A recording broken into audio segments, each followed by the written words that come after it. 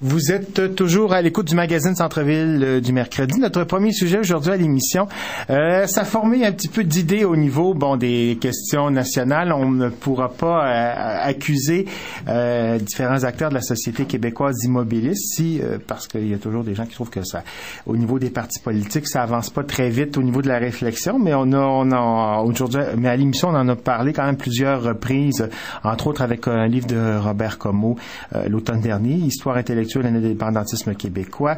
La semaine passée, nous avons parlé du site indépendante.org qui soulignait son premier anniversaire, et il y a aussi un mouvement, si on peut employer cette expression, et non un parti, parce que des fois les gens font l'erreur de mêler les deux, mais un mouvement qui s'appelle Génération nationale, qui veut remettre de l'avant l'idée d'indépendance, l'idée de nation auprès de la jeunesse québécoise.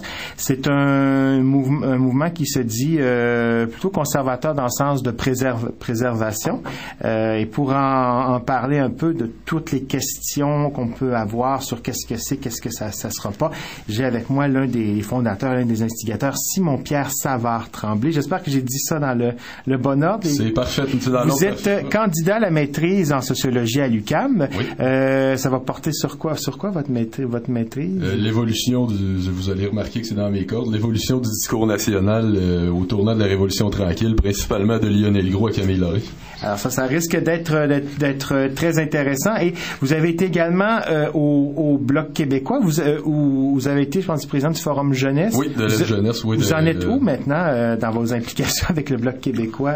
Écoutez, je suis toujours membre, mais là, j'ai opté clairement pour l'action non partisane pour les prochains temps. Là. Et vous avez été aussi impliqué, entre autres, avec les IPSO. Oui, j'ai été aux IPSO quelques années, tout comme je suis actuellement collaborateur à la revue L'Action nationale également. Et donc, vous, cette idée, vous et des proches ont eu l'idée de ce nouveau mouvement qui s'appelle Génération nationale. Qu'est-ce qui vous a donné envie de partir ça maintenant? C'est une idée qui a germé dans nos têtes à l'automne dernier, je dirais. Mes amis, collègues et moi-même, on a fini par constater qu'il n'y avait pas actuellement de force faisant clairement la promotion de l'idée de nation auprès de notre jeunesse. L'idée de nation avec tout ce qu'elle peut impliquer de bénéfiques et de vertus pour nous, de vertus protectrices dans le contexte du monde mondialisé notamment. Donc, c'est-à-dire, lorsque vous parlez qu'il n'y a pas de discours ou d'encouragement, est-ce que vous visez également les partis politiques? Écoutez, les partis politiques sont des coalitions. Ils se penchent sur toutes sortes d'enjeux. Mais nous, évidemment, pour plusieurs d'entre nous, on vient du réseau politique, mais nous, on voulait se pencher sur certains enjeux en particulier qui sont d'ordre identitaire, parce qu'à notre avis, ça englobe tout. Aujourd'hui, le principal problème, quand on nous dit que la question nationale n'est plus dans les préoccupations des gens, je crois que ça vient souvent avec le fait que l'individu en tant que tel cherche des solutions qu'on dit immédiates. Donc, il veut que ses ponts s'écroulent pas quand il passe dessus. Il est tanné de faire des files d'être dans des files d'attente de 48 heures à l'hôpital. Sauf que tout ça, l'individu ne voit pas nécessairement que ça vient peut-être avec des solutions collectives, que ça vient par une prise en charge nationale en quelque sorte. Et lorsque vous parlez de vos amis, on parle de gens, vous parlez de gens qui ont été impliqués soit activement en politique ou au niveau plus intellectuel. De qui parlez-vous exactement dans les gens qui sont autour de vous de ce projet-là? Vous voulez dire de mon exécutif? Oui, des gens qui veulent mettre ça en branle, quoi. L'avantage, puis ce que je trouve qui est toujours une qualité des nouveaux mouvements, c'est d'amener des gens qui militaient pas auparavant. Vous regardez les gens qui font partie de mon exécutif, il y en a quelques-uns qui sont des militants de longue date, il y en a quelques-uns qui viennent des machines ou d'autres mouvements auparavant, mais il y en a plusieurs autres aussi qui c'est venu dans leurs études universitaires, que c'est une réflexion qui a germé dans leur tête pendant plusieurs années aussi. Et avec donc ce mouvement se veut un mouvement non partisan, donc vous n'appuyez pas nécessairement un parti ou l'autre, donc vous voulez ratisser un petit peu plus large, mais vous définissez comme un genre de conservateur, mais vous, en ronde, vous disiez que c'est important de faire des distinctions quand on parle de conservatisme. Soyons clairs, de toute façon, l'étiquette conservatrice, on l'a jamais comme telle pris en tant que telle, c'est comme ça qu'on a été dépeint dans la presse lundi, mais j'ai pas peur de l'étiquette à ce point-là, sans dire que je la prends en tant que telle intégralement, tant qu'on fait les distinctions claires. Ce n'est ni un conservatisme qui renvoie au Parti conservateur du Canada et aux idéaux de M. Harper, aucunement. Et ce n'est pas non plus un conservatisme qui, au sens qu'on l'entend souvent, pour le caricaturer, c'est-à-dire il n'y a pas d'homophobie, il n'y a pas de sexisme, il n'y a pas de misogynie, il n'y a pas de quoi que ce soit de genre-là dans notre mouvement, puis ça, il faut être très clair là-dessus. Les gens qui se prononcent d'une manière ou d'une autre pour l'indépendance se font souvent étiqueter par rapport s'ils sont de gauche ou de droite. Vous dites le mot conservateur, il y en a des gens qui disent d'abord comme des progressistes, tout ça. Vous, comment vous définissez-vous par rapport à toutes ces étiquettes-là? Moi, je me définis comme un nationaliste et un indépendantiste. Si on devait absolument me classer, peut-être je me situerais au centre, peut-être vers le centre droit, peut-être actuellement, sauf que j'ai des gens dans mon équipe, dont mon trésorier notamment, qui se définissent clairement comme étant à gauche et même très à gauche, donc c'est pas, les gens sont libres d'avoir parfaitement leurs valeurs et leurs étiquettes, puis justement notre mouvement en tant que tel arrive avec l'idée de dire qu'il faut pas enfermer un projet comme un projet d'indépendance, qui est un projet de création d'un nouveau pays. La dernière chose de pertinente à faire avec ça, à notre avis, c'est de l'enfermer dans un projet idéologique, dans une idéologie claire et trop orientée. Parlons de l'idéologie gauche-droite. J'ai entendu, entre autres, dans certains chroniqueurs dire que ça avait, d'une certaine façon, évacué la question fédéraliste souverainiste, fédéraliste indépendantiste, là, parce que c'est pas tout le monde qui s'entend sur les mêmes expressions, mais beaucoup.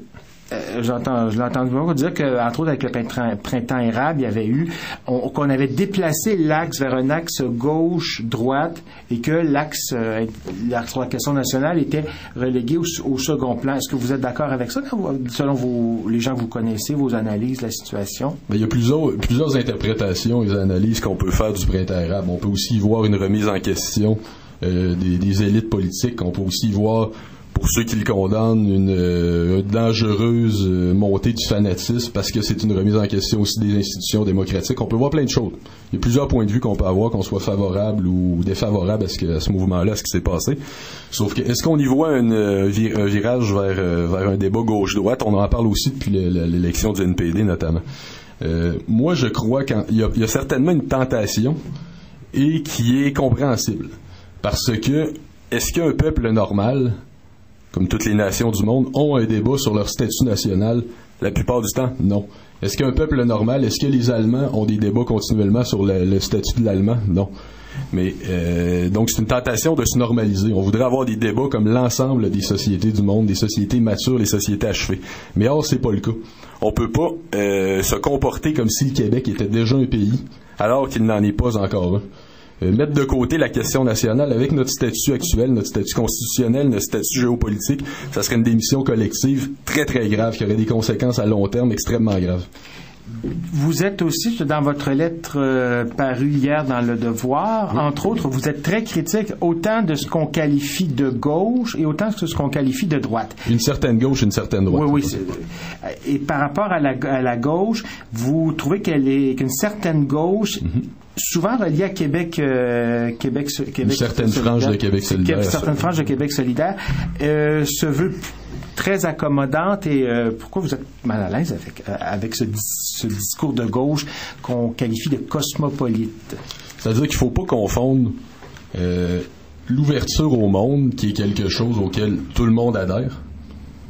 Je parle tout le monde, sauf certaines franges extrêmement marginales, et heureusement qu'elles le sont, là.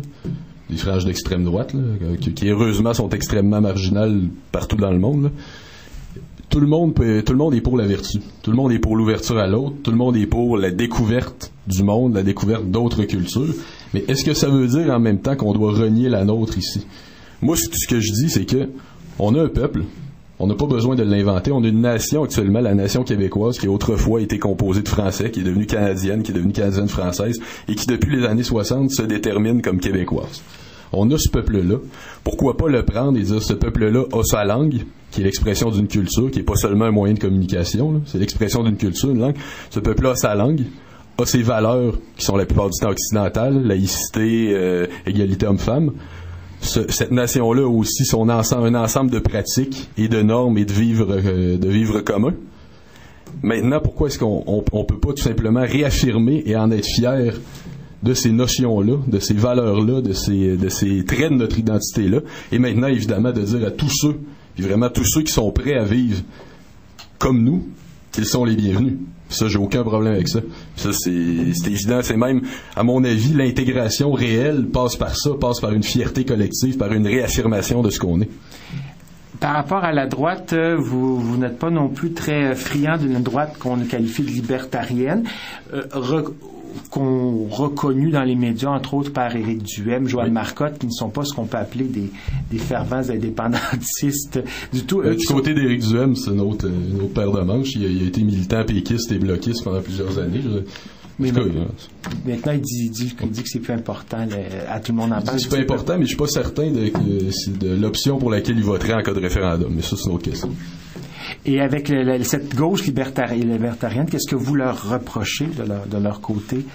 De leur côté, vous voulez dire la droite libertarienne? La droite libertarienne, excusez-moi, la gauche libertarienne, on n'entend pas beaucoup parler. Il paraît qu'il y en a une, en tout cas. Donc, cette droite-là fait compétition bien souvent à la gauche au niveau de leur espèce de postmodernité. Cette droite-là voit un ensemble d'individus qui doivent s'émanciper de la culture, surtout de la culture québécoise qu'on nous présente comme étant enfermante. C'est pour ça qu'on entend souvent dans leur rhétorique pourquoi se limiter aux Français, il faut s'ouvrir, etc. Encore là, je dis bien qu'on n'est pas contre l'ouverture au monde, la question n'est pas là, puis il faut apprendre une langue, 2 langues, puis 15 si possible, ça serait formidable. Sauf qu'est-ce qu'on peut commencer par s'assurer d'avoir une défense adéquate de notre langue ici au Québec, de notre identité ici au Québec, avant même tout en s'ouvrant au monde. Est-ce qu'on peut aussi ne pas négliger la défense de notre identité? Parce qu'il faut se rappeler aussi, puis ça, j'ai l'impression que les libertariens l'oublient souvent, qu'on est une petite nation, petite, comme l'entendait Milan Kundera, c'est-à-dire non pas qui se définit par son nombre, mais qui se définit par le fait que son existence sur le long terme est aucunement garantie. Et donc, vous cherchez entre autres à rejoindre beaucoup les jeunes. Et comment sentez-vous l'appétit pour les jeunes par rapport à l'indépendance? Disons que chez les jeunes, puis c'est entre autres pourquoi on forme Génération Nationale, il y a une certaine ambiguïté. On dirait que c'est la génération, quand on constate les chiffres, qui se dit la plus québécoise parmi l'ensemble des générations lorsqu'ils ont eu cet âge-là, lorsqu'ils ont fait partie de la génération montante. C'est celle qui est la plus québécoise et c'est celle qui est la moins souverainiste, si on exclut les aînés. C'est un paradoxe que moi j'interprète un peu de la manière dont je vous disais tout à l'heure. Le national semble être assumé tout en ne l'étant pas. Puis c'est ce qui est contradictoire. On se comporte comme si le Québec était déjà un pays, puis on veut justement embarquer dans les débats actuels, les débats mondiaux, l'écologie, la mondialisation, etc. Puis c'est actuellement les grands débats qui semblent avoir lieu. Puis ça, le problème, c'est que la gauche comme la droite nous disent, c'est maintenant là que se situe le débat. Nous, on dit gardez vos étiquettes personnelles, gardez vos valeurs personnelles de gauche comme de droite, mais concentrons-nous à ramener le débat sur l'axe national. Puis le moins longtemps possible, on l'espère, parce que le débat national, il va cesser avec l'indépendance. Donc on l'espère. Tout ce qu'on dit, c'est qu'on peut pas mettre de côté le débat sur le statut politique. C'est une priorité, puis c'est même un prérequis avant d'avoir un débat de société. Autrement dit, avant de savoir vers où cette société-là peut s'en aller, il faudrait finir de construire cette société-là. Connaissez-vous par curiosité le bulletin d'histoire politique? Oui. Il y avait un article très intéressant de Roger Jean-François Payette, ce peuple qui ne fut jamais souverain. Je ne sais pas si vous l'avez. Non, je l'ai pas lu malheureusement. Mais il y avait toute la question de culture et c'est pour ça que je voulais vous en parler. J'ai eu un flash comme ça. C'était par rapport à vos propos. Il racontait que on a beaucoup mentionné l'importance de la culture, la culture sur la culture artistique ou toute idée de culture, mais que on exclut la dimension politique. En voulant dire, on dit oui, on a des chanteurs, des acteurs du cinéma, mais qu'on ne parle pas beaucoup de l'aspect, c'est-à-dire on l'extrait un peu de la dimension politique d'un peuple. C'est un peu ça que vous pensez aussi. Parce que lorsque vous dites que beaucoup de jeunes se considèrent comme québécois, mais sans nécessairement vouloir une indépendance ou s'intéresser à ces questions-là, est-ce que c'est un peu ce que vous... Ben, la culture, quand vous parlez des arts, vous parlez du cinéma, puis on a de bonnes raisons d'en être fiers au Québec d'ailleurs. La culture n'est pas seulement, évidemment, ne doit pas être limitée à la culture artistique. Même les arts, c'est une représentation collective de nous-mêmes, de notre culture. Une culture, c'est un ensemble de pratiques que chaque individu qui évolue dedans, que chaque individu évoluant à l'intérieur de cette culture-là récupère, il en hérite, et lui-même va y participer de la même manière. Donc une culture, c'est ni statique, mais c'est pas non plus une page blanche. Vous avez une rencontre vendredi, entre autres, où seront convoqués Jemila Benabid et Mathieu Bock-Côté. Oui. Et je vais vous demander qui aimeriez-vous attirer? Est-ce qu'il y a vous attirez le plus de monde possible, certainement, mais est-ce qu'il y a une tranche de la population ou un type de personnes que vous aimeriez avoir derrière vous?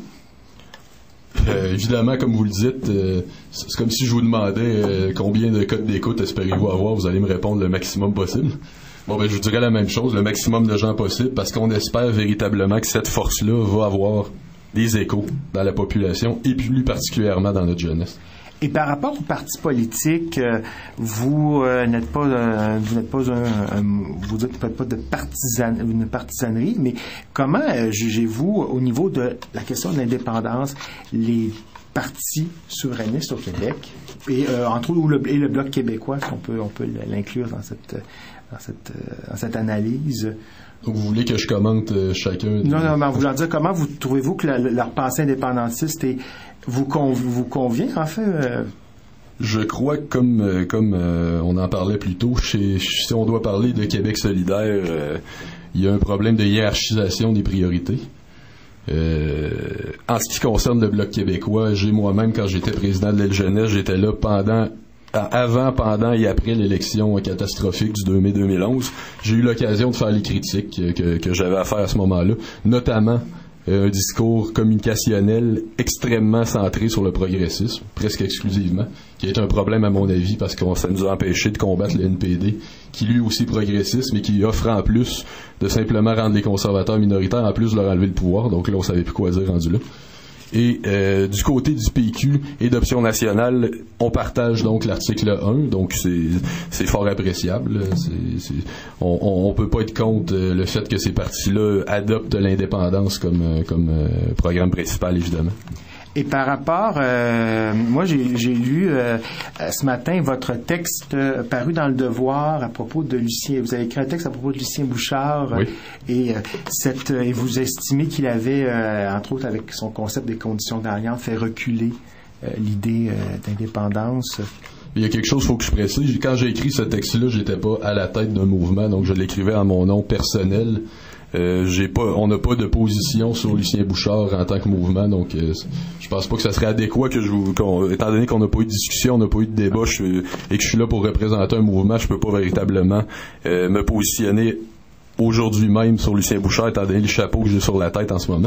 Sauf que si vous me demandez si l'attentisme est une chose positive, je ne crois pas, parce que quand on dit souvent puis évidemment ça veut pas dire non plus qu'il faut s'embarquer dans une aventure suicidaire et s'arranger pour perdre, simplement qu'il faut utiliser l'État pour remobiliser nos troupes et la population en général.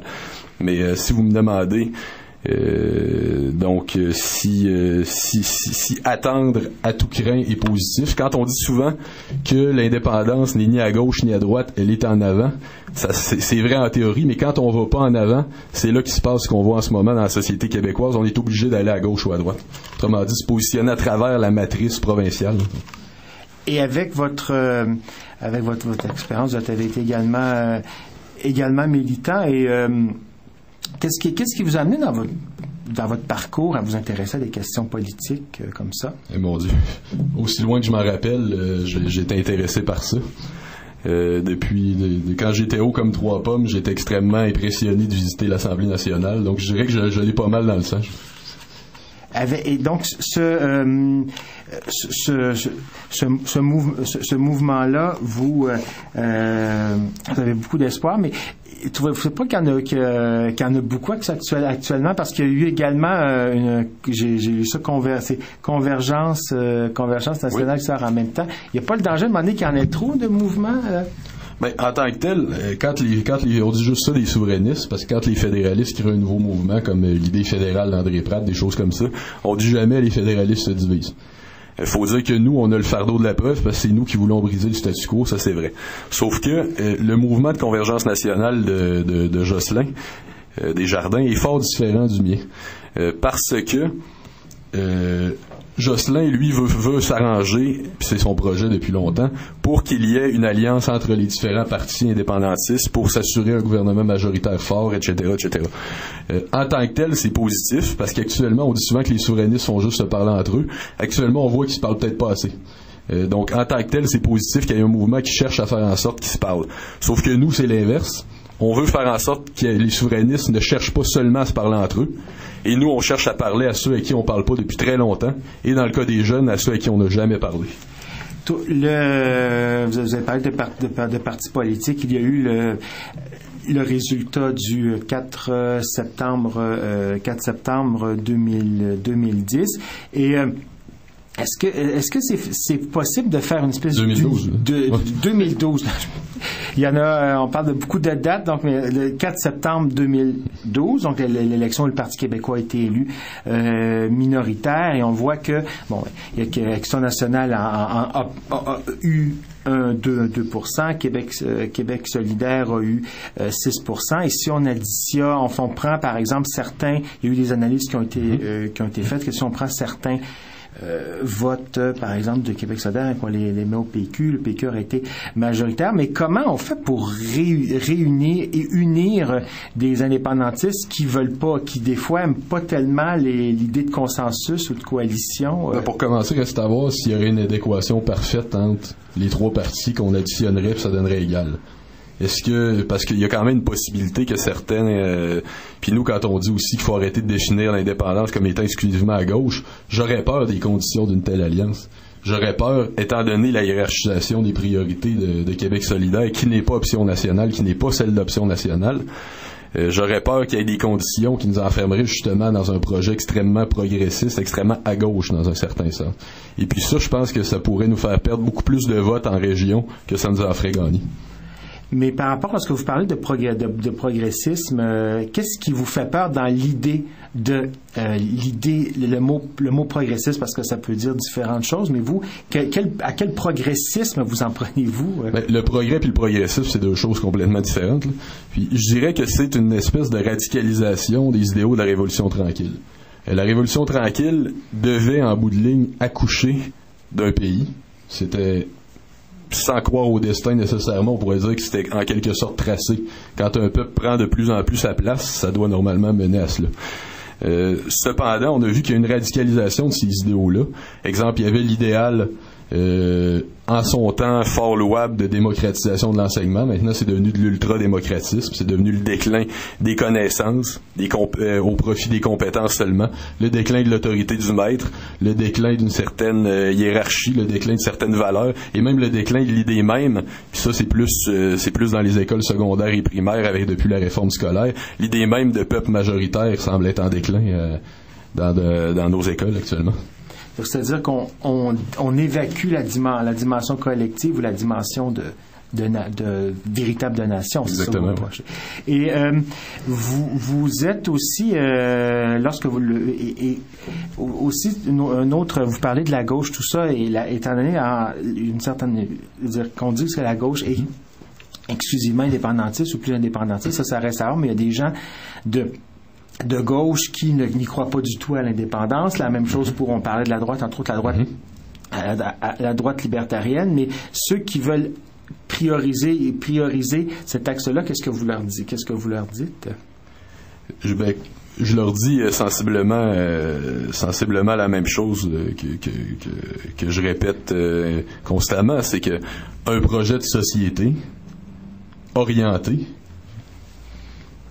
vers un certain idéal est impossible tant et aussi longtemps, non seulement que notre société ne sera pas pleinement achevée dans l'indépendance, pleinement parachevée, mais est aussi impossible, tant et aussi longtemps qu'on sera dans la dynamique épuisante de la question nationale, parce que c'est le cas actuellement, une dynamique fédérale-provinciale, minoritaire-majoritaire, qui se perpétue de génération en génération et qui doit ultimement arriver à sa conclusion logique.